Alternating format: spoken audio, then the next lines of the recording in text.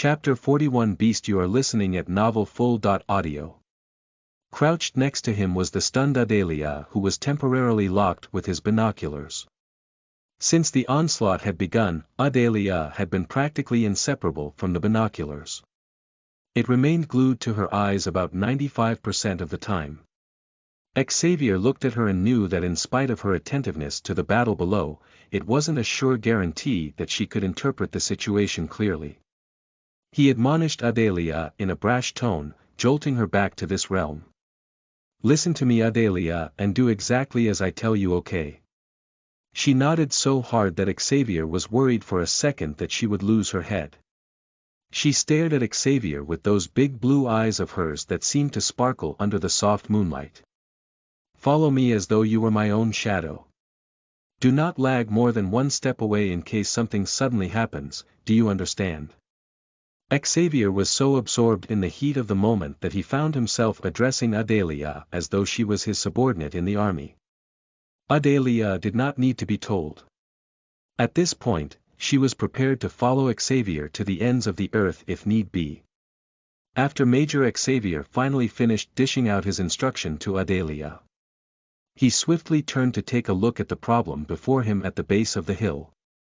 The moonlight provided him with a sinister view of the retreating orcs. In large numbers, they withdrew back like a tidal wave. In dozens, they slithered back to their own respective hiding places like a bunch of lizards on the run. As he looked on, a terrifying and unbelievable sight in distance caught his eye. The leader of the orcs began to approach the cliff. In long majestic strides, he made his towards Xavier's location on the cliff. As the leader of the orcs drew near, Xavier began to notice something very disturbing. He wasn't sure if it was one of those optical illusions brought on by stress, but by all count, it had all the elements of facts in them. Xavier snatched the binoculars from the already petrified Tacy and stared into the distance in the direction of the intruding orc. His expectations were low, but he was also prepared for the very worst. In this case, it turned out Xavier's ideal of the very worst wasn't nearly as bad as the worst possible outcome. After a very disturbing 3 seconds of peering into the binoculars, Xavier hurriedly brought down the gear with a jolt. His face, a mask of puzzled bewilderment, he grasped the binoculars so hard Tacy thought he was going to break it. What illusion is this? How can this be? Is my sense of sight failing me? He thought to himself amidst the encompassing doubt. Once again, he slowly pulled up the binoculars to his eyes and gazed in the direction of the orc leader. Again, he was met with the shock of his life. What Xavier saw defied all logic, it was a statistical anomaly, and yet, upon his third gaze, he confirmed it to be true. The majestic form of the orc leader was growing at an exponential rate. Each time Xavier looked into his binoculars, the chief orc always seemed to have added another 12 feet. This flabbergasted the tidy logical mind of Xavier. His mind fought to negate the truth of what was really happening. But Xavier's will prevailed, as gradually he began to accept the cold hard truth: the orc was growing at a ridiculously terrifying rate. Hoping that this was some kind of trick or spell cast over him due to the low lighting, he turned to Tacy. "Tacy, do you see what I?" It turned out that Xavier didn't need her to answer. The deathly pale look on her face told the full story. This wasn't an illusion, this was real. Frozen to the spot in awe, Xavier watched the chief orc's size increase sporadically. It looked like a true nightmare. The encroaching orc ascended out of the valley below like an undead entity waking from its eternal slumber. Its purposeful steps, the ominous moonlight and the disturbing chill of the night time made the entire scene seem surreal. The increasing orc was real. The terror was even more real. By the time Xavier recovered from the temporal shock that had been brought on him by the sudden change in the orc's physique, the intimidating figure of the chief orc had grown so much that it was threatening to block out the distribution of moonlight from the skies to the ground below. The orc now seemed like a walking breathing life-sized statue one would often see in ancient temples. Only this time, it was filled with a savage indignation and an unquenchable bloodlust. There was nothing abstract or bland about the scene. The orc leader's heavy footsteps struck the ground like an thundering thud. Its sound was similar to that of a Gulf Stream taking off on an airport runway. Both Xavier and Adelia swallowed hard. This was the very definition of an unknown variable. Xavier was a positively smart fellow, but there was no way in the world he could have predicted this.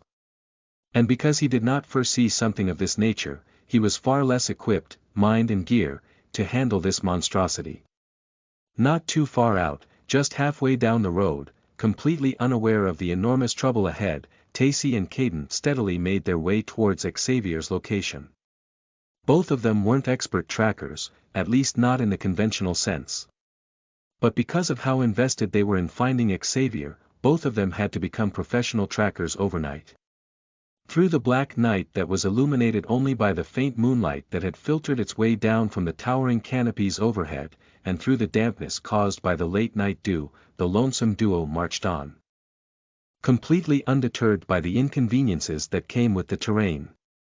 As Caden trudged on through the woods with Tacy following closely behind him, he noticed something disturbing about the set of footprints he was currently tracking. As expected, Xavier had done a beautiful job of masking his trail. The haphazard way in which he traveled suggested that he was actively trying to conceal his own footprints. But that wasn't the strange thing. Behind Xavier's faded tracks, following close by was another set of footprints. Caden peered hard and observed its nature. It seemed smaller, less pronounced, almost like a child's. This made no sense to the old man. His sharp mind assessed the situation again and again in the abstract construct that was his mind. Xavier's traveling with a child. For what? This doesn't make any sense. The old man's eyes, full of fire and wisdom, suddenly flared up as the thought of another possibility, a woman. Xavier's going after the leader of the orcs with a woman by his side. This made even less sense to the old man. In his opinion, he knew that Xavier was fully aware of just how dangerous this mission was. So if he was taking along a girl, then it could only mean either of two things. The orcs were notorious for their lustful nature. They couldn't resist the allure of a lonely human woman. All around the region, tales abounded of orcs gang raping human girls. So either Xavier planned to use the girl as bait on this mission, or... The old man briefly turned in the direction of Tacy, who was trudging unsteadily behind him. Xavier, you rascal! What exactly are you doing, yeah? Caden wondered how Tacy would react once she found Xavier cozying up to another woman. The young lady had been distraught since he had skipped town. She was so troubled that she had decided to follow Caden on this arduous mission, all for the sake of Xavier. Ah! He sighed inwardly. The blindness of youth. Even as Caden dwelt on this issue, Tacy voiced out her concerns about Xavier's well-being. Master Caden. She began in a sad voice that was halfway between a sob and the need for good news. You seem to know the truth about the leader of this tribe of orcs. Please tell me, Master, what are the chances of Xavier surviving this altercation with this beast? Chapter 42 Crisis. You are listening at novelfull.audio. Despite the low lighting, Caden could still make out Tacy's big pleading eyes as she looked at him. In that moment, Caden wished more than ever that this was truly up to him. Even now, Tacy was still consumed by her worry for Xavier, not even giving a slight thought to her own well-being or safety on this mission. Caden didn't want to give her hope. Nothing was worse than getting her hopes up only to have them dashed to a million pieces. So, not wanting to give room for any kind of optimism, Caden instead stared at the young woman with a bland and almost unkindly expression. He uttered not a single word. The young and incredibly NA.VE Tacy couldn't catch on. When she got no answer from her master, she quickened her pace behind him. And as she drew close to him, she pressed on with another question. This time, she dropped the pathetic act and with the curiosity of 9-year-old, she asked Caden a more direct question. Master, I am no child, I have heard the rumors bouncing about regarding a certain unique skill that is peculiar to the orc leader. She stepped up from behind him and took her place by his side. What exactly is this terrifying ability? What is it about this particular orc that has everyone on edge? Caden pondered for a minute and consulted with his inner self. Given the circumstances, maybe she does have a right to know. Just as Caden opened his mouth to speak, literally just when Tacy was about to get some answers, Providence decided to grace the both of them with a live demonstration of the truth which Tacy was desperately clamoring for. A deafening roar that came with the ferocity and suddenness of crackling thunder came abruptly. It disrupted the calm that had pervaded the night for hours on end, completely jolting hills and surrounding woods from slumber. The thundering roar carried with it a strange and bone-chilling sensation. Just about creature, predator, prey, nocturnal, feline and canine heard the terrible roar. It was unnatural. It was the roar of an apex predator. The terrifying stillness that followed was nerve-wracking. For a whole minute, nothing moved. There wasn't a single movement in all the earth. The encompassing fear caused the entirety of the host of creations to hold their breath. Time froze. Even the very air seemed sit still. The regular rustling of the trees stopped. Nothing was right about that roar. Its very nature itself was ominous in the sense that it portended doom. The atrociously loud roar was reminiscent of doom and gloom and all their unsavory allotropes. Though it was dark, yet, the unmistakable look of terror overshadowed the old man's face like a dark cloud. His otherwise stony gaze which he had tried so hard to maintain crumbled under the full weight of the fear weighing down on him. Caden was more than concerned, who wouldn't be? In fact, he was more than concerned. Like a litter of baby scorpions crawling all over his skin, the dastardly feeling of dread crept up on him with the stealth of a midnight thief, and gnawed away at his wall of composure, exposing him to the encompassing terror that reigned. Left with no confidence whatsoever, the urge to run overwhelmed him. Finally, feeling began to flow back into his legs. But then again, just when he had finally recovered from the paralyzing fear, just as he was about to take flight, Caden's optical nerves were assaulted by another horrendous sight. A huge figure, bigger than any natural creature, appeared in the horizon right in the direction Xavier and Tacy were headed. Towering above the trees and all notable landmarks was the impressive form of an orc. Despite the yawning gap between Caden and the orc, its upper body was clearly visible. It dominated the space between the ground and the sky, spewing vibes of terror and doom and gloom. The moonlight bathed the humongous orc, casting it in a deathly pale light. As tall as a 6-story building, like the legendary titans of old, the massive leader towered over the entire surrounding area. This was the notorious leader of the orcs.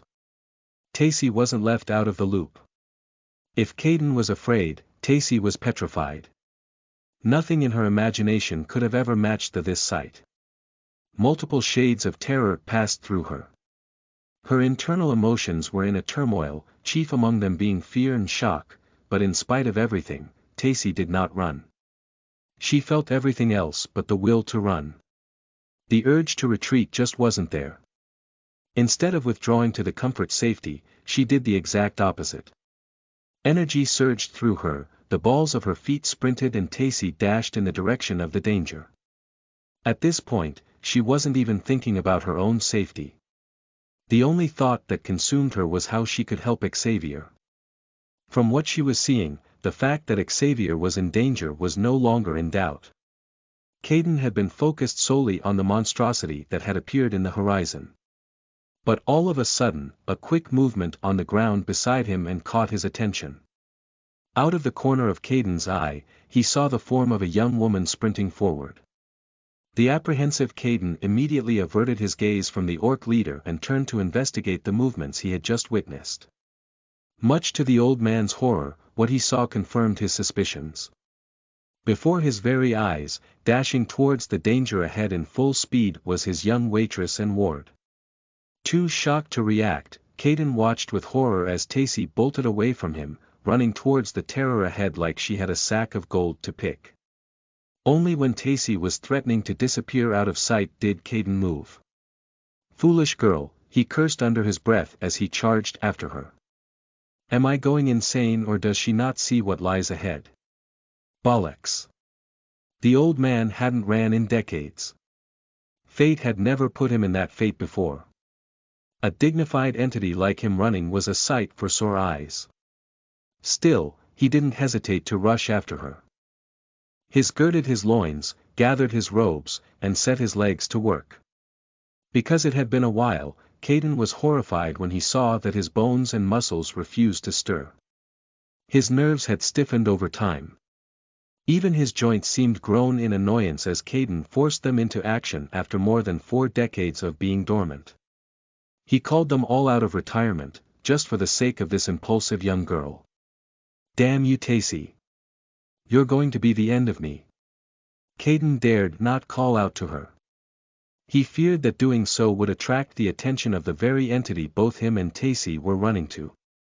Ashamed of the fact that the younger girl was putting a significant amount of distance between them, Caden forced the lower part of his ancient body to accelerate. His body wasn't happy about it.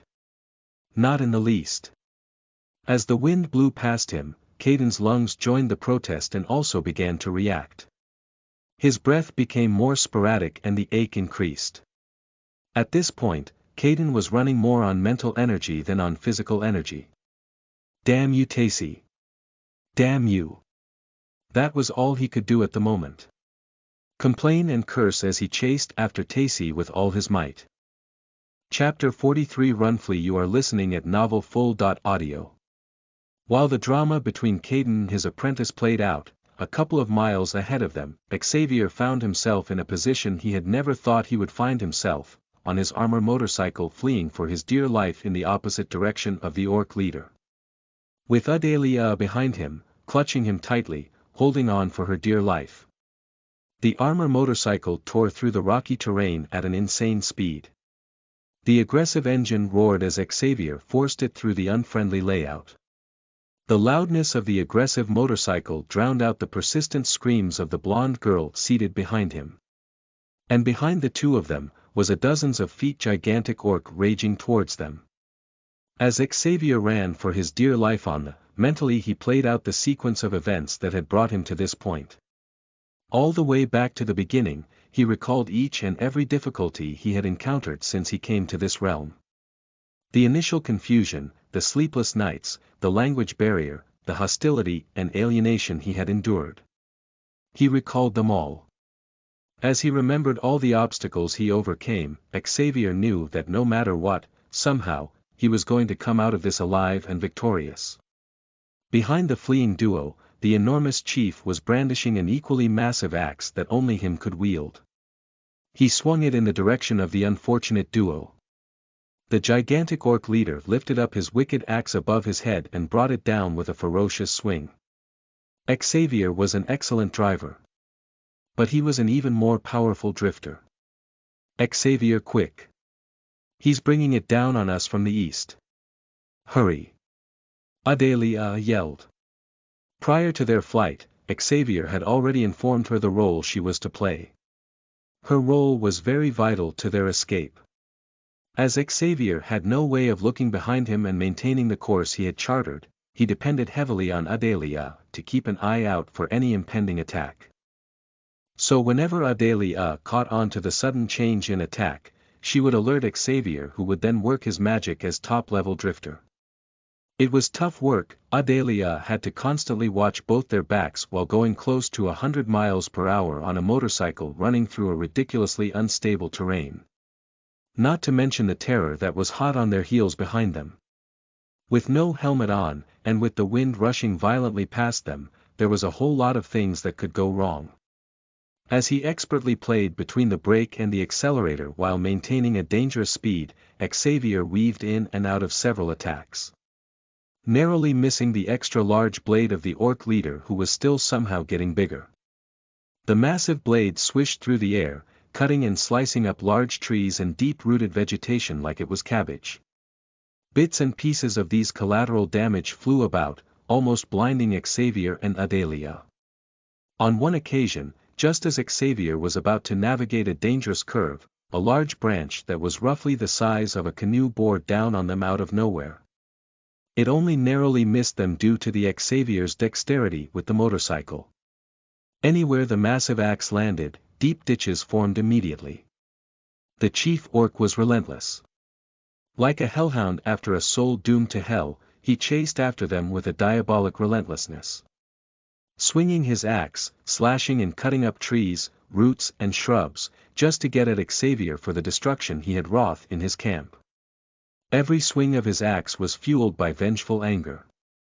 The chief orc's determination not to let them go showed just how vindictive he was. Everywhere his axe landed, the chief orc left in his wake a trailblaze of destruction and chaos. The only advantage Xavier had, paradoxically, was also his own disadvantage. The blackness of the night in a way made it hard for them to be spotted by the rage of the chief orc. But unfortunately, the blackness was also a problem for Xavier. He knew that he very well couldn't use the headlights of the motorcycle to make his way around. To do that would be very foolish indeed. For it would serve as a pointer for the chief orc to spot them out and swat them like flies. Adelia on the other hand was scared brainless. She locked her hands so tight around Xavier, her embrace on many occasions threatened to crush his lungs. It irked Xavier that he was on the defensive side. He knew that there was nothing worse than fleeing from an enemy that was hell-bent on killing him. Earlier on, when he had first noticed the abominable rate at which the chief orc had been swelling in size, Xavier launched an all-out assault with his RPG. Xavier could never forget how the orc had blocked and deflected a rocket with his massive ace. It was an astonishing feat. If Xavier hadn't been on the opposing side of this battle, he knew that he would have been impressed. What's up with that axe anyway? How did it also grow in size to fit the chief orc's size? This had been Xavier's exact thoughts as he watched the abomination unfold. The Gatling, which had proven to be an excellent source of destruction, had somehow proven ineffective in the face of this terrifying entity. Its bullets didn't even as much as graze the chief orc. That had been the beginning of the end for Xavier. Those were the biggest and the most lethal weapons in his arsenal. And yet, they had been as ineffective as a toothpick on a tiger's skin. On his battle armor motorcycle, cruising in and around the rocky terrain of the unstable hill, they finally approached the region where Xavier had prudently planted and concealed the landmine. In spite of the poor visibility, Adelia's eyes widened when she recognized the area where Xavier was confidently riding into. "Xavier!" she cried. "Watch out! This is the area you set that trap." Even above the rage of the armor motorcycle, Xavier still heard the apprehensive shriek of the young woman on his back. But Xavier wasn't one to do things without good reason. Of course he had already planned it all out. He wasn't just blindly charging around. As he sped up, he balanced the Gatling between the handles of the armor motorcycle and released a round of violent shots. Adelia was even more confused. She had never been able to follow Xavier's train of thought before. This time, it seemed like he was just randomly shooting into an empty space of no significance. But as she observed closely, she discovered that this wasn't a coincidence at all. The closer she looked, the more convinced she was that Xavier's genius was definitely up to something. His Gatling was targeting a single tree. Its bullets ripped through the base, completely rupturing its stem. Before long, the trunk collapsed and formed a triangular slope with the ground. This had inadvertently created a makeshift bridge that was half suspended in the air on the opposite side. With the part of the tree trunk actively touching the ground, Xavier sped up his motorcycle and blasted off like a rocket into an unknown location. In one brief movement, Xavier had managed to escape the minefield he had created by himself. But that wasn't the entirety of the plan.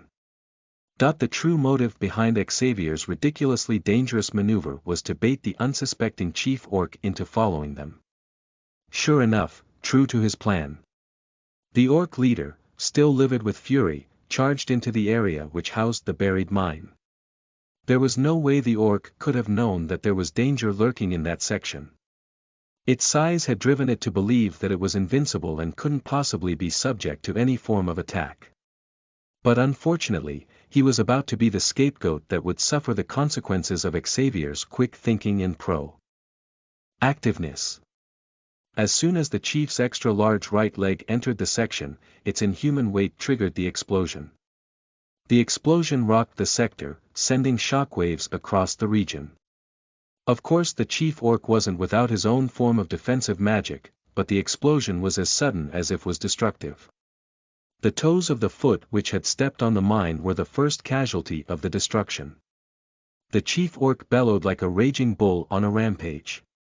All of its toes on its right foot were obliterated by the explosion. Its roar thundered across the horizon, filling every heart with fear. The orc was enraged. It wasn't just the pain, it was the mere fact that orcs were oddly protective of the integrity of their bodies. As he roared, it sounded more like an angry roar than a roar of someone in pain. More determined than ever he limped on in pain, more annoyed than ever at the two puny little humans who had succeeded in making him a cripple. Chapter 44 Converge. You are listening at novelfull.audio. As the orc charged after them in blind rage, he discovered that his speed could not keep up with that of the humans. The more he tried to charge after them with his previous pace, the more he saw them disappearing fast in the distance. Through his blood-red vision that had been tainted by his anger and prejudice, he watched as his prey vanished into thin air. Unable to keep up with them, the chief orc lost them in the distance. Xavier's plan had worked beautifully. The way he had merged both of his tactics to produce one brilliant result was commendable. This was military-grade tactics.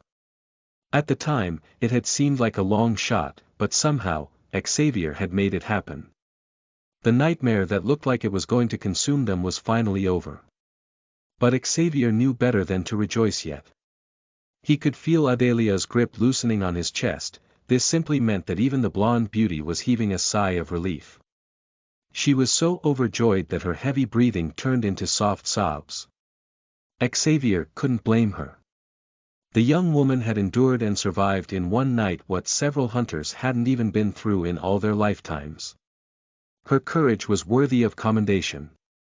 She never broke down, neither did she ever attempt to flee on her own when it seemed like things wouldn't pan out.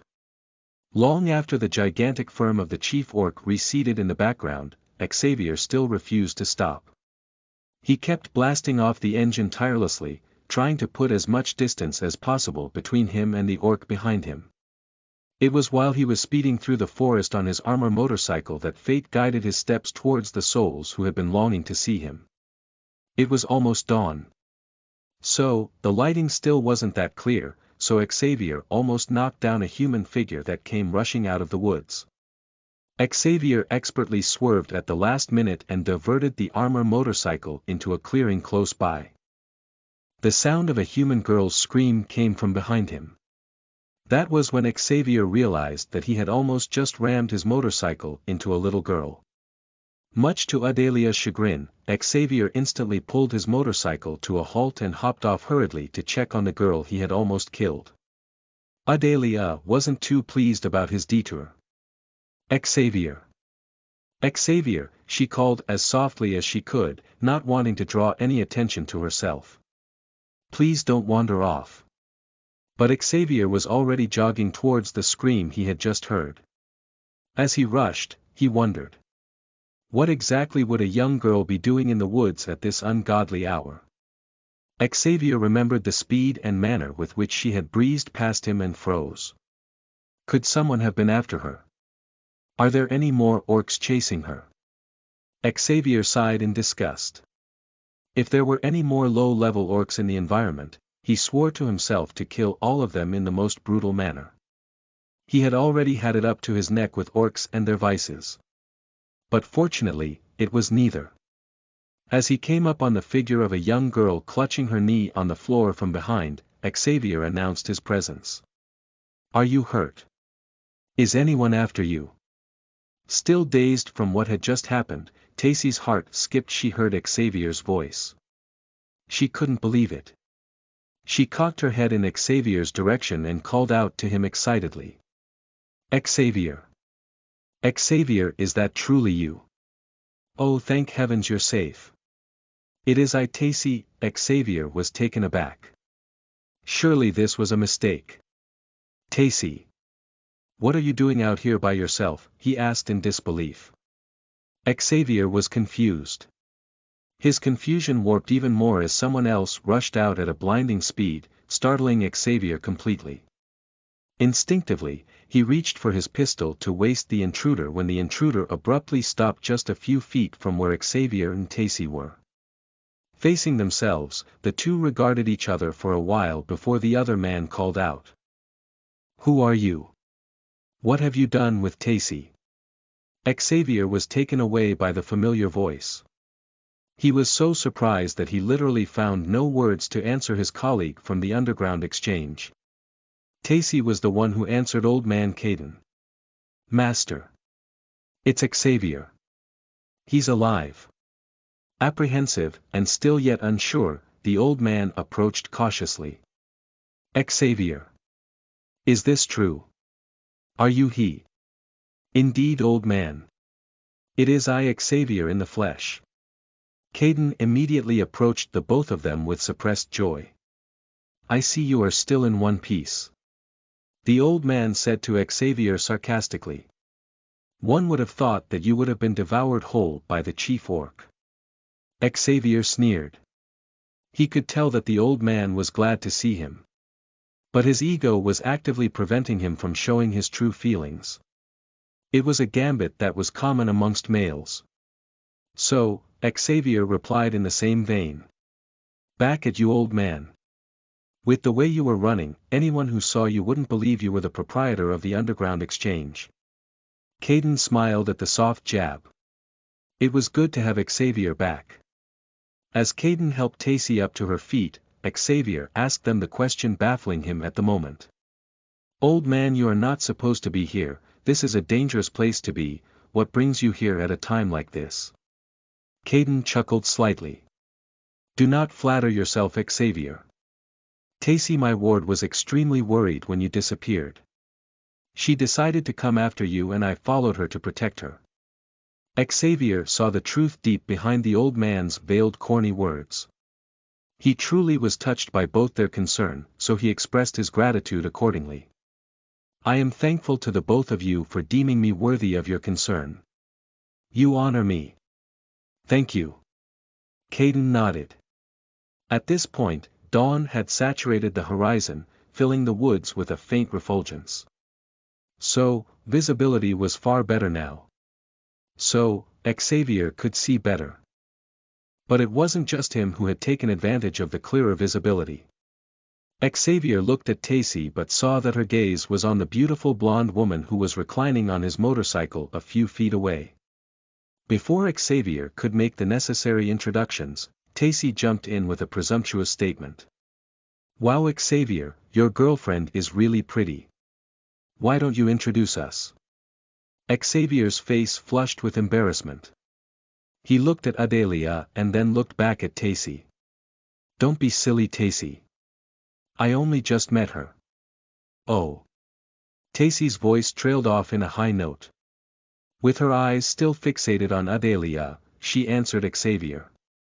I am sorry for hums to conclusions, Xavier. It's Alrig. Tacy cut him off before he could finish his sentence. But surely you can understand why I said that. I mean, you claim to have just met her, and yet, there is reclining on your iron steed in such a flagrant manner. Xavier opened his mouth to respond, but no words came out. Caden, who had been watching the whole scene unfold with curiosity, decided to step in at that moment to save Xavier. Chapter 45 Options. You are listening at novelfull.audio. Xavier, my boy, you have to tell us what happened. There must be some sort of guardian angel hovering over you, my friend. Xavier welcomed the distraction wholeheartedly. He was a brilliant soldier with a fine analytical mind, but it had been a really long time since he had been tongue-tied. Yet, Tacy had managed to put him in a position where he was at a loss as to what to say. So, when the old man offered him a way out of the precarious situation which Tacy had lured him into. Anxious to change the topic, he latched on to Caden's soft jab and replied the old man. Old man, get on with it, what are you trying to say now? Caden grinned. You're one lucky son of a gun, Xavier. Most people who are audacious enough to engage the chief orc in a battle never live to tell the tale. You, my dear Xavier, should really thank God. Xavier listened to the crafty old man speak. Behind his dicey words and his acidic tone, there was some hidden information which he kept to himself. As a perceptive man whose thinking faculties were top-notch, Xavier picked up on the fact that the old man definitely knew something about the chief orc. This didn't come as a total surprise to Xavier. Considering the fact that Caden had been in this business for a long time, the probability of him having access to hidden information was very likely. Xavier eyed the old man warily. Though Caden tried to hide it, there was an unmistakable glimmer in his eyes when he mentioned that Xavier was lucky to have escaped the chief orc's wrath. Xavier immediately concluded that the old man knew something. Aside from the fact that he was driven by a sense of justice, Xavier was also a terrible loser. He had been trained to avoid failure at all costs and court success. So if there was any inside information that could potentially give him an edge, Xavier was going to grab it with both hands. Caden. He started on a serious note, do you by chance know anything about any weakness this chief orc might have? Caden was taken unaware by Xavier's sudden question. It reeked of vengeance and the desire to get even. Could he truly be planning on fighting the orc despite the fact that he had only been spared by some cosmic interference? Caden's joking face quickly morphed into a stale expression. The mood had shifted from a happy reunion to something else. He looked at Xavier questioningly and sighed aloud, surely you must be mad, Xavier. Are you really thinking of going back? Are you? Though Xavier could tell that the old man was dead serious, he couldn't resist laughing a little. The look of horror on Caden's face, as well as the hysterical way with which he had accosted him, casted the old man in a ridiculous light. The old man was truly concerned, and the basis of his concern was rooted in fright. Xavier wasn't insensitive. In fact, he was cognizant of the older man's feelings. But that wasn't going to deter him from the course he had already charted in his mind. What's the matter, Caden? Surely you didn't think this was over, right? Xavier said as he laughed softly. Caden was horrified. The old man was pretty sure that from the moment he had met the black-clad stranger who waltzed into his underground exchange that day dressed in black, he had never seen Xavier with any facial expression other than the permanent scowl on his face. In fact, he had never personally observed Xavier express any form of joy, or display any kind of emotion at all. Not even as much as a smile, talk less of seeing or hearing him laugh. This was the first time he had seen Xavier laugh, and it was because he was making light of a situation that was literally life or death. The old man shook his head and said, "You are a sick man, Xavier. I don't get you at all. Most people would flee after surviving an altercation with that malevolent entity, yet, here you are, barely a few hours later and you are already plotting a comeback." Xavier replied him casually with a sincere question that bore no atom of ridicule or aloofness. Why not? He peered hard at the old man and asked again, that creature needs to be put down, doesn't it? Put down? Caden cried. Do you hear yourself, Xavier? You talk as if you were referring to a wild bull or a stray dog. This is a towering, dozens of feet tall, bloodthirsty orc we are talking about. Clearly, the old man was visibly shaken. Xavier had never seen him get this worked up over anything before. This subject was obviously a touchy one for him. He proceeded to try any angle, persuasion. Aside from the fact that you could actually lose your life, I could give you 100 other reasons why you shouldn't do this. Take your loss and fold. Do not return, Xavier. The younger man wiped the smile off his face and countered Caden's plea. Brace yourself, Caden, I will tell you why this is a good idea. The look on Caden's face told Xavier that no matter what he was going to say, it wouldn't make him budge on his stand against Xavier's decision to go back. With his mouth taut, and the frightful look in his eye, Xavier knew it would take a whole lot convincing to get the old man to see reason with him. But that did not in any way stop Xavier from pressing on with his argument. The orc would never expect me to return, this gives me the added advantage. I can take him by surprise, and with a well thought out strategy in blameless execution, there is no way the chief orc wouldn't fall. He stared into both their eyes as he made his closing remarks. This is the perfect opportunity to launch a sneak attack. The orc would never see this attack coming. Xavier sounded confident, and his confidence was infectious. But it wasn't just his assertiveness, Xavier had actually made a solid point and both Caden and Tacy knew it. Caden quickly shook off the feeling before Xavier's beautiful logic could change his mind. Those are fine words, Xavier, but a lot is at stake here. The soul of a dangerous beast hangs in the balance here. One slip-up could mean the end. The leader of this particular tribe of orcs is extremely dangerous. You of all people should understand. Xavier was a man of action, he was so stiff that he could not recognize the fact that words played a very vital role in human interactions.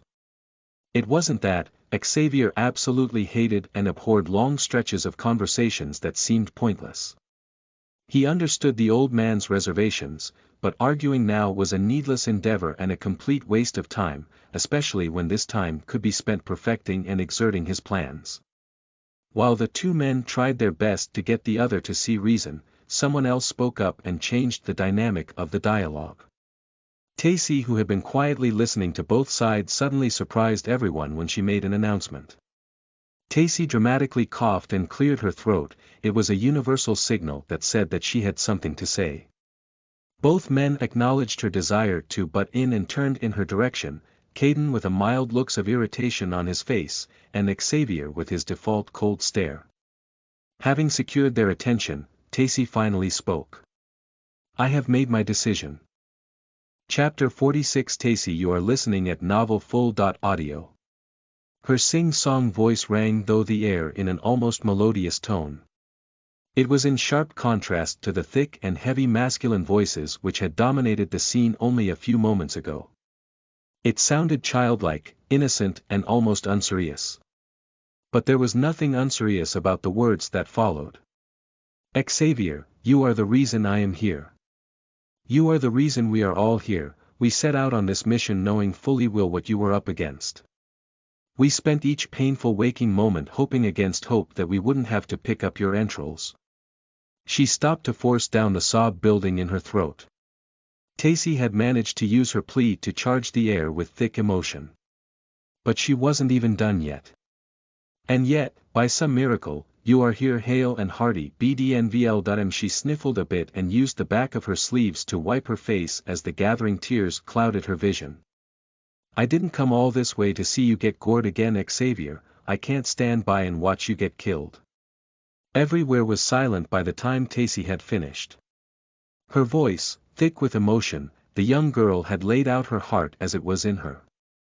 This was one quality Xavier admired about her. Her ability to express her emotions and brazenly state just how she felt, regardless of the situation or consequence. The tide was now against Xavier. Tacy had taken her master's side, not out of spite for Xavier, neither was it because of her reverence for the old man. No, it was purely because of her burning love for Xavier. It burned so hot within her that it manifested on the surface as a hot stream of tears pouring down her pretty face. Adelia had been observing the scene closely. It wasn't in her nature to butt into things that didn't concern her. But at this point, she felt like Tacy and Caden's influence might sweep Xavier in their own direction. So, in a desperate attempt to stop this from happening, she quickly chirped in. I agree with Mr. Xavier. The way everyone sharply turned in her direction the moment she spoke suggested that they had all temporarily forgotten that she had ever been present in the first place. It hurt Adelia to be ignored like that, but she swallowed it gingerly and continued. I think now is the best possible time to sneak up on the orc. All factors point towards this fact. I believe Mr. Xavier can successfully execute. Unable to stand any more of the beautiful stranger's atrocious words, Tacy angrily cut her off with a stinging rudeness. No one cares about what you think, she snapped angrily as she glared at Adelia. Not expecting to be cut off in such a rude manner, an abject look of surprise crept across a very shocked Adelia's face. The full weight of Tacy's death stare forced her back into her shell. Like a bully, Tacy killed her opinion before it was even birthed. Xavier stepped in at this moment. That's enough, Tacy. Everyone has a right to speak their own mind. Tacy looked at Xavier with unbelief in her eyes. Are you seriously taking her side, Xavier? Are you? Tacy sounded betrayed. She looked at Xavier with pleading eyes, hoping he would finally see reason. Don't be absurd, Tacy, there are no sides here. We all want the same thing, and that is to bring an end to the tyranny and cruelty of the chief orc and his tribe. As he spoke, Xavier tried his best to stay neutral. Both women had aired their views, and he respected their own right to have their own individual perspectives. But he couldn't help being impressed with Adelia's objectivity. He couldn't believe it. He did not think that the young woman could have such a keen eye. Thankful for Xavier's silent support, Adelia ignored the rising tension between her and the other female and went on to explain why she had chosen to stick with Xavier on this. None of you know this, except for Xavier, but I have had close encounters with orcs. I can attest to the fact that I have first-hand knowledge of their mannerisms and pattern of behavior. This particular bomb set off a fresh new wave of respect for Adelia. The strange girl didn't seem so ignorant and NA.ve in the first place. Judging from her opening statement, both Caden and Tacy finally understood why she was on this mission with Xavier in the first place. The first part of that mystery was solved. Adelia continued in an articulate manner. I know for sure the pattern of the orcs' reaction when attacked. If Xavier escapes their assault as a loser, then the orcs would stop at nothing to get their own pound of flesh. They might even go as far as scorching the neighboring communities just so they could abate their wrath. She paused for a second to gather her thoughts.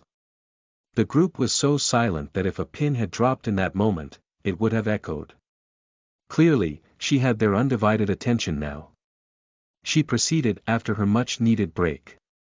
So, it goes without saying that Xavier has to emerge as the victor from this contest. It is not a matter of ego, neither is it a matter of thrill, this is for the sake of the poor unknowing folks in the neighborhood that may end up taking the heat for Xavier's assault on the orcs. By the time Adelia was done, Xavier didn't need a prophet to tell him that she had successfully swayed everyone to her side. He shifted his gaze to the old man and then finally to Tacy. Both looked like they were at conflict with their inner selves. Caden lifted up his head after a long stretch of uncomfortable silence. He looked at Xavier with his hazy gray eyes, and hesitantly nodded at him and gave his assent to the plan. Fine, Xavier, I see you have thought this through.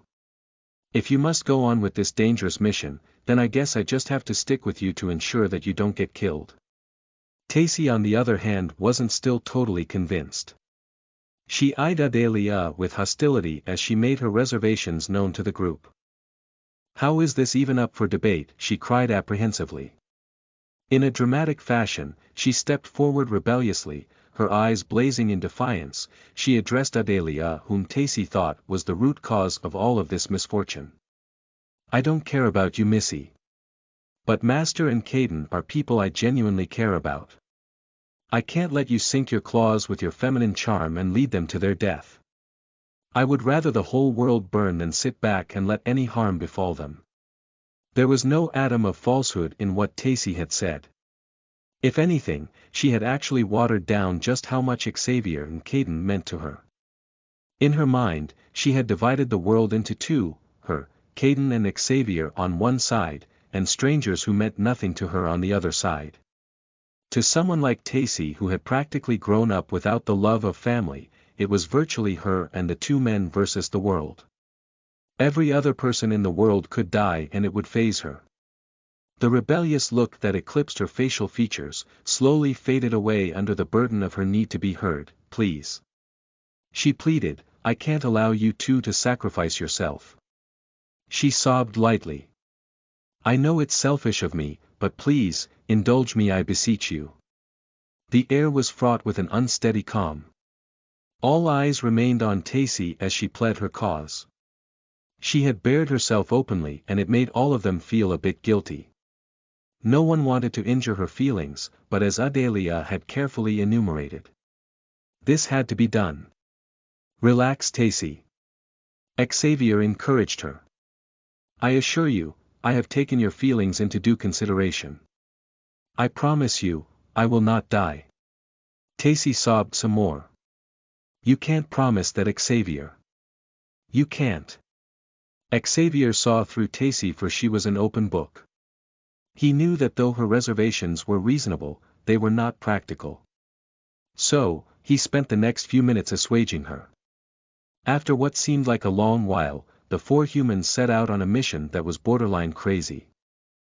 Xavier took charge as the experienced soldier and laid down the first stage of the plan. As you all know, hunting is best done at night. Even nature's best predators recognize that darkness is the ultimate cover. Caden nodded in approval. Adelia's face remained taut. Tacy feigned disinterest. Also, intel gathered on the orcs had seen a pattern in their behavior. They almost always emerge at dusk to engage in whatever it is they do. None said a thing. Chapter 47 Destination. You are listening at novelfull.audio. So, I suggest that we set off and encamp around close to their location and wait for nightfall before closing in on them. They probably won't think another attack would be launched on a second night. Caden lent his voice at this time.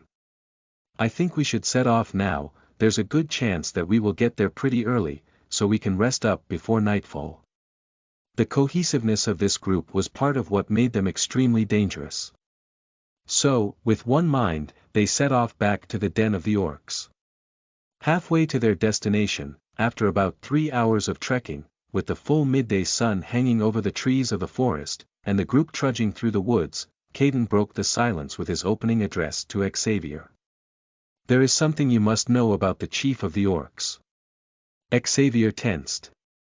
He had been wondering when the old man would finally let him in on the secret information he had been concealing regarding the chief orc. Xavier hid his enthusiasm. Well, spit it out, you old fox. No answer came. Xavier turned around abruptly to look at Caden. He thought the old magician was simply toying with his emotions, but as H looked in his direction, he saw that the old man had a troubled expression on his face. It was as if the words were heavy in his mouth to say. Xavier waited patiently for the bad news. He already knew it was bad news. The older man finally replied the younger one in a solemn tone. Xavier held his breath in anticipation of the bad news. There were rumors flying about back in my day about a certain young orc who had gained a terrifying ability. The best hunters of the time who had gone toe-to-toe with other orcs challenged each other on who would handle this menace. Xavier listened closely as the old man recounted his tale from the past, but much to everyone's chagrin, every hunter who set out never came back. Back then, it was still the golden age of heroes when men were men and challenged the most ferocious beasts, bringing glory to the profession. One by one, the best of the best were wiped out single-handedly by this devious orc. So, a group of hunters bounded themselves together to take out this mysterious orc. Caden paused for a minute. This wasn't just some fairy tale to him, this was a recollection of actual events with actual people. Many of whom were long dead and many of whom had been visited by death in the most unconventional way. I can still remember back then how the rest of us waited anxiously for the 7 hunters to come back. But only one came back. He came back physically, but he left his mind behind. He was the one who told us the terrifying tale of the orc who could swell to the size of a large oak tree, and swung an axe 5 times the size of a man. Xavier said not a word. He listened with rapt attention. We all thought he was mad. You see, he had burst through the doors of the bar that stormy night, all battered and bloodied, spewing unspeakable things. Then the information which Xavier had been waiting for finally came. But I never forgot one of the many things he said that night. He assumed an even more serious tone as he fixed his gaze on Xavier. When the orc is in his gigantic form, every single part of his body is as hard as a rock. Xavier was horrified. This wasn't what he had been expecting. He listened closely, hoping desperately that something meaningful would come out of this. And it did. But there is something else. While every other part of his body is practically invulnerable at the time, only the back of his head remains normal. He paused as the implication of this news rested on Xavier. This was the best news yet, but Xavier wasn't quick to rejoice. As he looked at the old man, a silent understanding passed between them, launching an all-out attack on the head of the chief orc would prove to be a real Herculean task. The orc would definitely be on guard, knowing fully well that the back of his head was his weak point. A solid plan was needed. Something that would cause the orc to be distracted long enough for them to blow off his head. As Xavier and the others journeyed towards the Valley of the Orcs, Xavier put his body on autopilot as he worked on his plan for hours on end. After running several simulations in his head about the best and worst possible outcomes, Xavier finally lifted up his head to ask Caden a very important question. "Riddle me this, old man, do you think it would be possible to trap the orc leader's hands just for a brief second?" Caden thought for a minute. Clearly Xavier was on to something, so he had to give an objectively sound answer of risk dooming them all. Caden replied him after a few moments of serious deliberation, "In my opinion, it is very much possible to trap him. But this can only be done at close range." Caden charged him seriously as he dropped the most important part of his assessment, "But this would be a one-time thing, Xavier.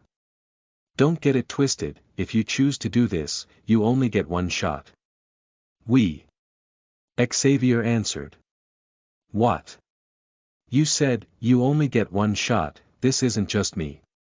We all have a part to play in this." The old man tensed. He knew what Xavier was getting at. He wasn't a coward, not by a long shot. He was worried about his ward. The battleground was no place for a woman. Xavier on the other hand locked out everyone and everything in his immediate surroundings as focused once again on perfecting the plan that was already taking shape in his head. As he ran simulations in the abstract construct that was his mind, Xavier strategically placed the appropriate traps around the orc leader. He ran it all over again and again from the top, making sure there were no glitches in his plans. Finally, the group arrived at the clearing before the Orc Valley just a few hours before dawn. It was the same spot which he and Adelia had crouched just a little while ago. A wave of nostalgia hit Xavier violently as he took in the entire scene once again. Back then, he had been brimming with confidence, relishing the fact that he had been chosen as an instrument to bring divine retribution on the orcs for their atrocities. Xavier had very nearly succeeded if not for the unknown variable which he had failed to account for. Xavier pushed back the failures of the previous day behind him and focused on what lay ahead. This time, he was well prepared. This time he had a target and a definite plan. This time, he wasn't going to miss. Time crawled past like a snail on a marathon race. Xavier was aware of every painful minute. To Xavier, in those painful moments, the whole of time seemed to be frozen, torturing him with a very slow teaser. Soon, but not enough, like a vulture spreading its wings over the dead body of a carcass, covering it with a literal and figurative darkness, the sun completely retreated to the horizon and the moon majestically took its time before ascending to its rightful place. Chapter 48 Provoke. You are listening at novelfull.audio. This was the moment Xavier had been waiting for. The thrill of the hunt, the thought of settling his score, and the prospect of settling all blended together and rolled into one colossal wave of a kind of psychotic longing. Around the corner, he felt like victory was courting him. With the fate of the orc leader in his hands, Xavier couldn't wait to even the score. So, he summoned his armor motorcycle once again, mounted it like a warrior mounting a steed into battle, and audaciously headed into the base camp of the orcs. Alone. In order to get to the valley below, Xavier had to come down from his elevated height and descend down a very rough hillside to get to the bottom. The powerful beam of his headlights as well as the angry hum of the powerful engine of his motorcycle was a dead giveaway of his presence. Anyone would have opted for a more careful and a less daring approach. But Xavier didn't care. The time for stealth had passed. This time around he would try a more direct approach. Even if the powerful glare of his headlights didn't get the attention of the orcs, he had something else that would definitely set him in their sights. Xavier pulled up right at the entrance to the catacombs of hollowed-out rocks in the valley and pulled out an RPG. Still on his motorcycle, right in the HQ of the orcs' base, Xavier aimed the weapon right at the center of the valley and fired. Xavier watched with an odd sense of satisfaction as the rocket flew out of his launcher and headed straight to his intended target with a swish and finally, a resounding boom. The explosion rocked the ground underneath him. Before long, the unsuspecting orcs began to run about frantically, grunting and making animal noises. Xavier truly wished he understood orc language. At the moment, he would have given anything to know exactly what they were saying. Although there was no way of knowing for sure, Xavier believed the interpretation would be something like this: "Oh. Org, these demons have come again. Oh. What do they want with us? Hurry. Let's hide." Sitting on his motorcycle, RPG in hand, Xavier's eyes glowed with orange as the fire from the explosion reflecting in his eyes like a huge glowing ball. He watched with glee as the chaos unfolded before him. It was almost difficult not to relish the destruction he had wrought on the unsavory creatures. Xavier didn't allow himself to get carried away, he kept his eye out for the one entity that he wanted. It didn't take too long before he got his wish. Like a demon rising out of the earth, like an idol coming to life from the ashes of chaos, the tall towering form of the orc leader emerged from the mayhem. Even with the pandemonium all around him, the chief orc had somehow managed to retain his finesse as a leader as he emerged unscathed from the commotion. Xavier struggled to rein in his excitement. The hour was at hand. It was now time to enforce the next part of his plan. Without taking his eyes off the orc leader, even for a minute Xavier disembarked from his motorcycle. The distance between both the human and the orc was great, but because of the glow of the late night's moon, both could see each other clearly.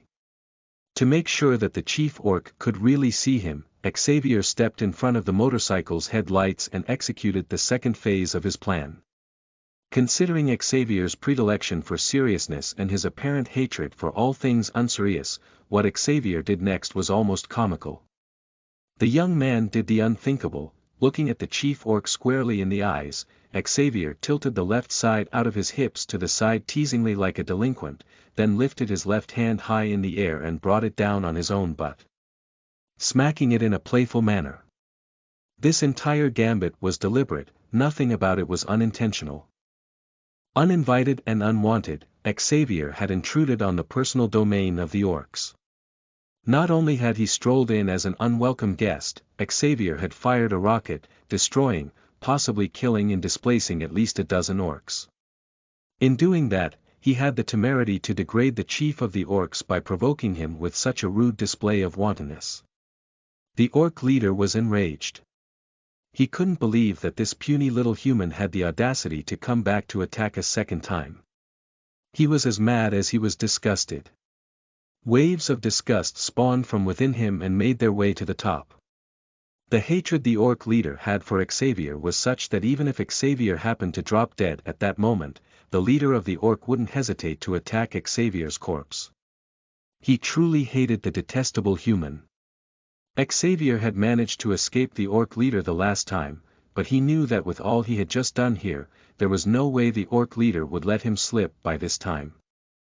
Xavier had proven to be a very annoying pest, so the orc leader vowed to kill him in the bloodiest way possible. Just as Xavier had expected, the orc leader didn't waste any time at all. Instantly, he unleashed his power and quadrupled in size within a minute. This time, Xavier had a first-hand view of the horrendous growth of the orc. He noticed that there hadn't been any noticeable triggers. It seemed the orc could simply activate this power by will. The other thing that was now apparent to Xavier was the fact that the enraged chief orc was now determined to kill him.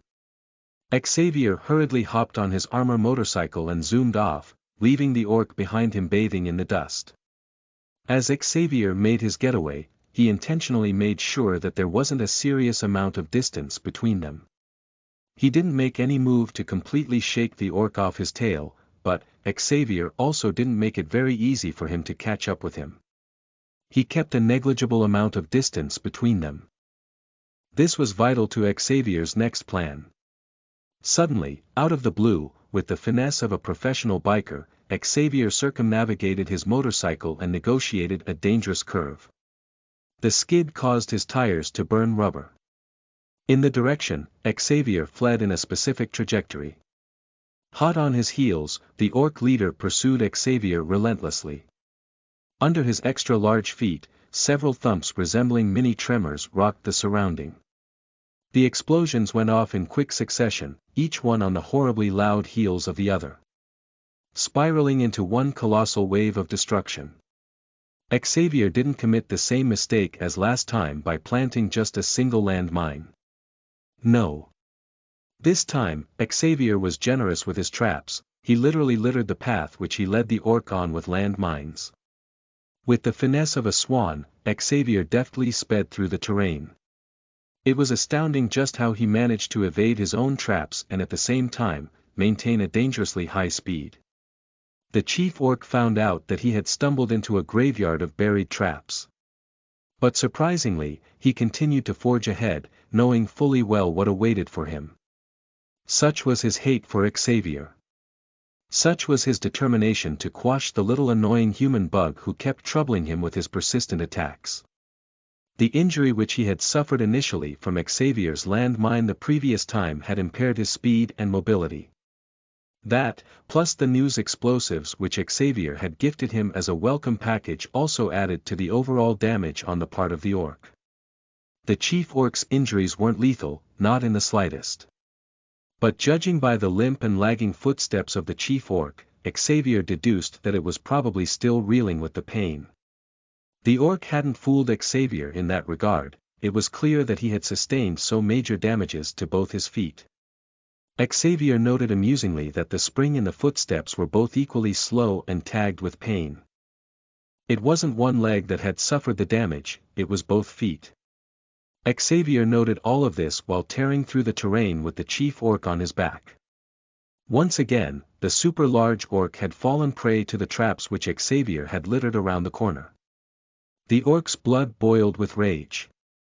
So, he became more alert to the possibilities of more traps awaiting him ahead. He resolved not to fall prey to the puny tricks of this daring human. The smart orc soon worked out a plan. He had already discerned a pattern that followed Xavier's traps. So, he took precautions and decided to toe a different path. Literally. So, instead of running behind Xavier in a straight line, the chief orc switched lanes expertly and began to run parallel to Xavier, avoid the straight path behind Xavier which he had blazed for him. The orc began to congratulate himself on having thwarted such a beguiling enemy. He was so pleased with himself that for a moment, he forgot completely about the roaring pain stabbing away at his two roasted feet. Chapter 49 Trap. You are listening at novelfull.audio. But unfortunately, the orc's joy was short-lived. Still basking in the euphoric bliss of his counter-strategy that seemed to working, the chief orc didn't know that he was about to suffer a great downfall. Literally. Having stepped into a different lane running parallel to Xavier, the chief orc's eyes skipped over a very minor and yet significant variable. Up ahead, just about 10 meters ahead stood a barricade that was negligible in height. It wasn't enough to completely impede the giant orc's violent charge, but it was definitely annoying enough to cause him to stumble. With his eyes up ahead, fixated on Xavier, and with his mind wrapped totally and dwelling on sick vengeful fantasies, the chief orc failed to sight the obstacle. He ran into it with full speed, crashing his already stubbed toes and blasted feet into the elevated piece of rock that was firmly rooted in the ground. The chief orc roared in pain as he tripped hard on what felt like several pounds of solid granite rock. The unfortunate chief orc took a dive and came crashing down on the earth with a violent thud, completely plastering all vegetation beneath him into one flat plain of leveled grass and shrubs. Like an astute opportunist that he was, Xavier seized the moment and acted accordingly and sprang into action. He did a full 180 degrees on his motorcycle and spun in the direction of the fallen orc. The orc had been immobilized, but Xavier knew that he wouldn't stay that way for long. So, he pressed the full throttle of the motorcycle to its full speed and raced towards the sprawled body of the fallen orc. Above the aggressive hum of his roaring engine, Xavier started to yell. Caden. Caden. Kadaiathian. Despite the suddenness of his fall, the chief orc recovered from his daze with a terrifying quickness. By the time Xavier realized that the orc was already stirring from its temporary lapse, he was already within his range. Sensing this to be another one of Xavier's legendary traps, the enraged chief orc swung his massive arms to grab Xavier and squash him completely. He was already tingling with the anticipation of finally crushing this stubborn human.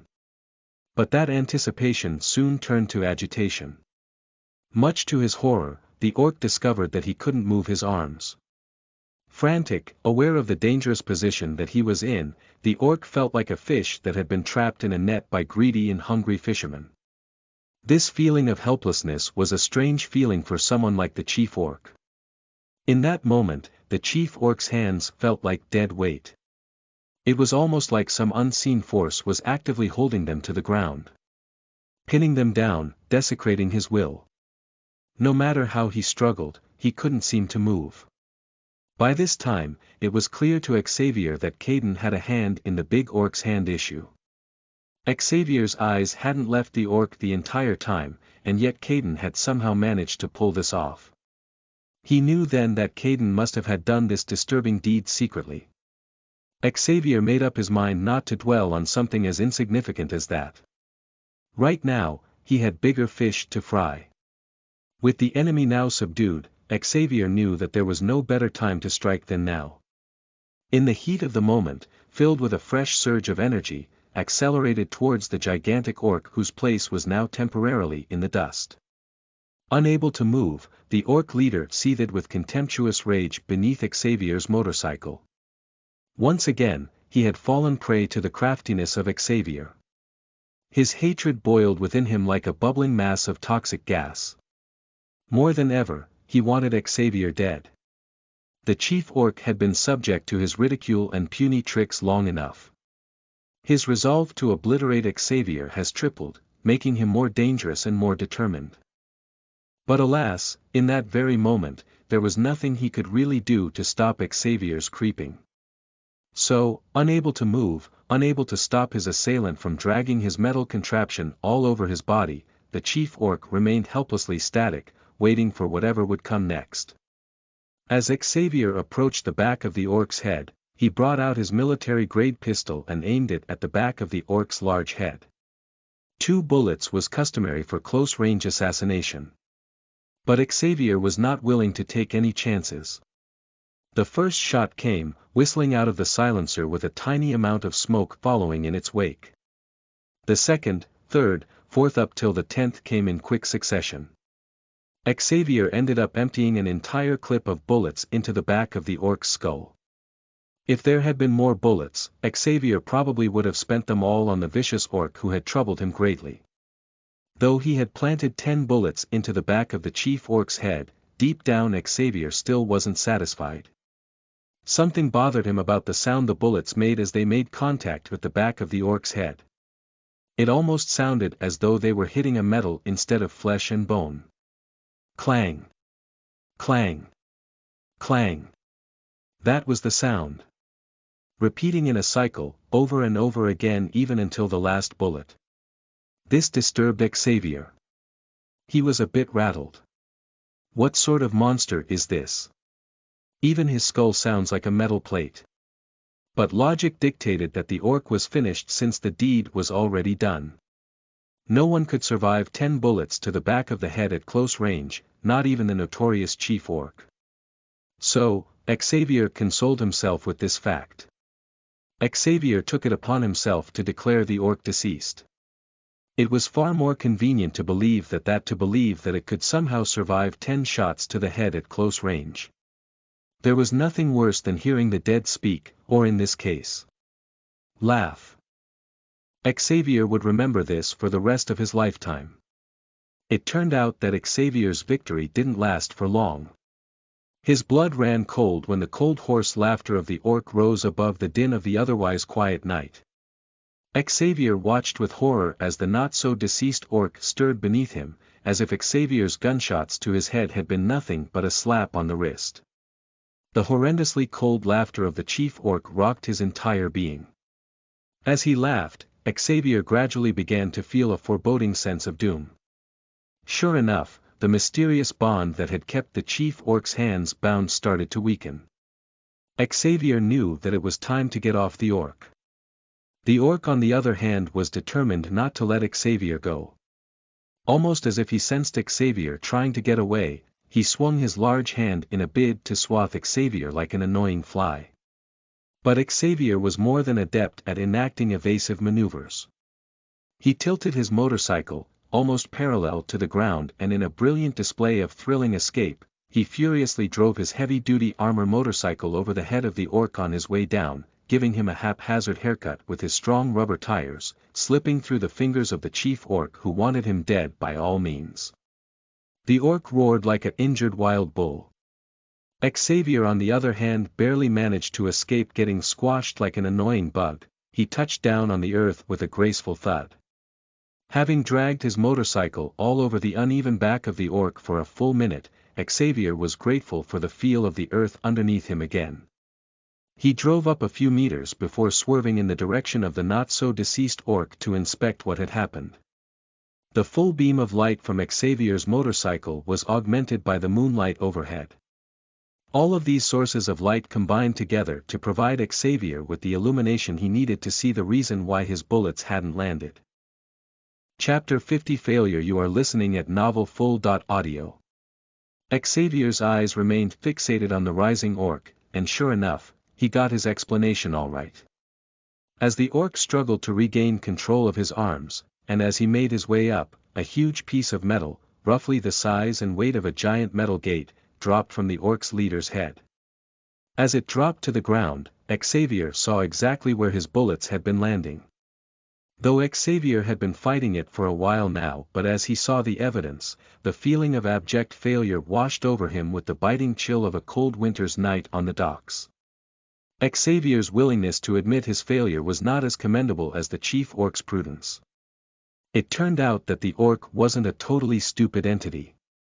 If anything, recent evidence suggested that the orc actually had a solid hold on reality to have thought this far. Clearly the chief orc was well aware his own weakness. Not only was he aware, he had envisaged the fact that someday, someone would definitely come for that part of his head. The very fact that he had arranged for a contingency plan if this magnitude revealed a very sinister side of this beast. The piece of metal had been there all along, hidden and obscured from all eyes. From the very start, Xavier had been out of the loop. He hadn't been aware of the terrifying ability of the chief orcs, neither had he been aware of the weakness, and finally, the last straw was the protective shell which the orc had somehow managed to install and kept hidden from all eyes. Xavier now realized for the first time that he was dealing with a different breed entirely. The chief orc was not the average brainless beast. This oversight had proven to be very costly. But of course, Xavier had other contingencies of his own as well. If Xavier hadn't learnt anything from his previous justs with the orc, he had learned that it was always best to have other plans aside from the original. While Xavier had laid out the mine traps with the intention of destabilizing the chief orc, its main objective was meant to make the orc switch lanes. And of course, the plan had worked brilliantly. Thinking that he had come up with an excellent way to evade Xavier's land mines, the chief orc had fallen prey to Xavier's indirect trap by running parallel to Xavier. But unfortunately for him, the traps weren't over yet at all. This whole gambit was only a means to another end. The nylon rope. Prior to this very moment, Xavier had set up several interlocking nylon ropes, tied to the top of several trees like one massive spider web. This particular trap encompassed the escape route on both sides. So, this inadvertently meant that the orc chief would trip and fall no matter which way he decided to go. Xavier's plan had worked like a charm. But this time, it hadn't me too because of his sole efforts. Xavier had Caden to thank for the beta part his plans. Indeed, the old man's input had been more than instrumental in the success of the trap. Caden had used magic to bind the orc leader's hands at the very moment he came crashing down on the ground. This would then avail Xavier the opportunity to take a shot at the back of the orc's head. It was the perfect plan and it had been executed deftly by Xavier. The only cog in the otherwise perfect plan was that he had severely underestimated the chief orc's intelligence. If it hadn't been for that minuscule oversight, Xavier would probably have succeeded having tweaked his plans a little bit. Having come to the full realization that his plan had flopped, the competitive side of Xavier, which he often kept repressed, broke through the walls and dominated Xavier's entire thinking faculty. Fueled with a new drive to overcome and equipped with a fresh drive, Xavier drove back in the direction of the chief orc. At this point, Xavier's vision had turned a thick blood red. He knew that he couldn't possibly accept defeat at such a crucial point in time. No doubt, his plans had gone awry, but he was in a position where he could do some real damage to the orc if he played the right cards. So, unwilling to accept defeat, Xavier began to ride his armor motorcycle around the orc leader in circles. His movements were quick and he kept his battle-grade automobile on full speed. As he drifted round and round about the orc, his screeching tires created a haze of clouds of dust, which kept the chief orc guessing as to where his position was. All of this wasn't for naught. Xavier's relentlessness and stubbornness in this case was hinged on the hope that he would get a clear shot at the chief orc's weak spot. But the enemy soon caught on. Once again, the orc leader had proven to be a real menace in not just physical warfare, but in psychological warfare as well. The normally aggressive orc whose entire tactics was purely attacks, was now playing defense. It was uncanny just how paranoid the chief orc had gotten. If he were still his confident self, he would go all out against the tiny man circling around him on a metal steed. As Xavier drove up dust clouds, creating a kind of vortex, the chief orc used his left hand to protect the back of his head. Having lost his shield, the orc leader was well aware of the fact that he was now exposed, so he improvised by creating a makeshift shield with his left hand. But that didn't stop him from counter-attacking. With his left hand guarding his Achilles heel, the chief orc used his free hand which held his trusty huge axe and swung blindly around, hoping to catch a lucky shot. He didn't. Xavier's mind was occupied, but that didn't stop him from wondering about the chief orc's axe. Was his ability to increase in size transferable to his axe as well? Had the axe been originally fashioned to be this big? If so, how then did the orc carry it when he returned to his normal size? These questions plagued Xavier's mind deeply as he fought to find. He realized that he knew so very little about his enemy. Xavier had declared war on the orcs and charged headlong into battle without any pre-information.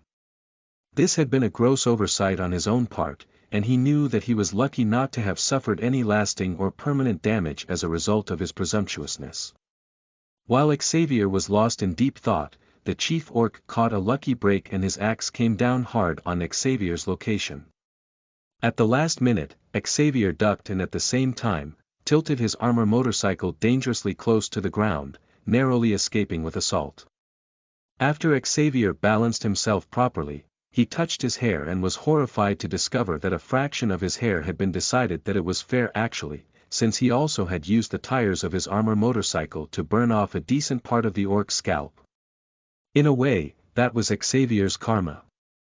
The scales were now balanced in that regard. Both of them had given each other haircuts. The irony of it all wasn't lost on Xavier at all. From a distance, the voice of the old man came ringing out. Xavier recognized the urgent tone and paid attention. Xavier. Abort the mission. Abort. Caden cried. The plan has gone sideways. Don't linger anymore. Come on. Caden's voice came with a vibe of hopelessness.